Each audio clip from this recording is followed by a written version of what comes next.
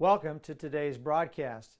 No matter what kind of day you are having, please remember that God is big and He is good. He is bigger and better than you think. Cheryl and I minister to men and women, many of whom, according to their own perspectives, have never had a single moment of success in their entire lives. I can't bring them God's grace in the same packaging that I would in bringing His grace to a group of successful business executives. Men and women receive and process truth in different ways. Jesus gave people what they needed in the exact way they needed it. And we must follow His example. So this is why I'm focusing on some basics before ever getting into the details of the intent of God's law and the wonder of God's grace. The details are meaningless without an understanding of the basics.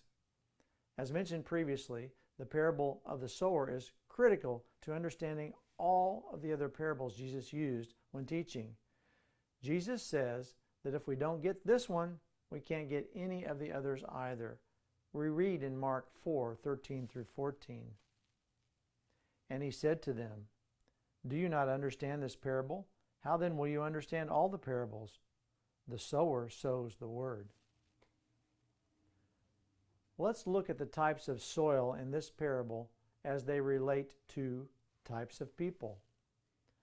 The hard-packed surface of the road represents a man who does not understand the significance of God's word in his life.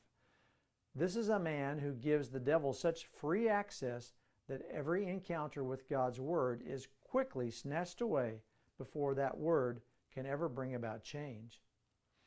The stony places represent the man who jumps at the chance of accepting God's gift of grace, but he does not have any depth of root, spoken of one who has but a superficial experience of divine truth and has not permitted it to make its way into the inmost recesses of his soul, as defined in the Greek-English lexicon of the New Testament.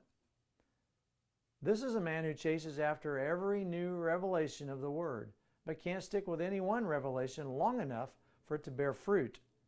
As soon as his new understanding comes up against some resistance, he stumbles, rather than allow that understanding to grow deep within him.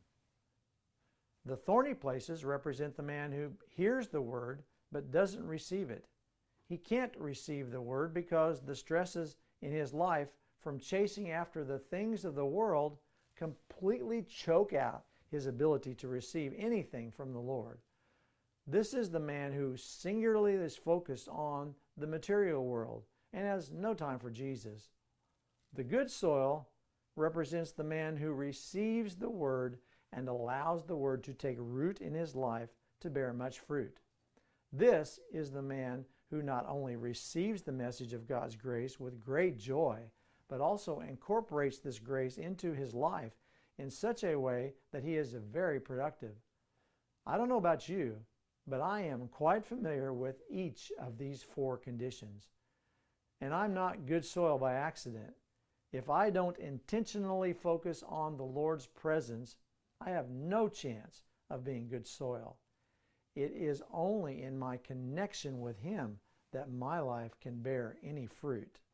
For more, please visit GiveMeThatMountain.org, and you have a wonderful day.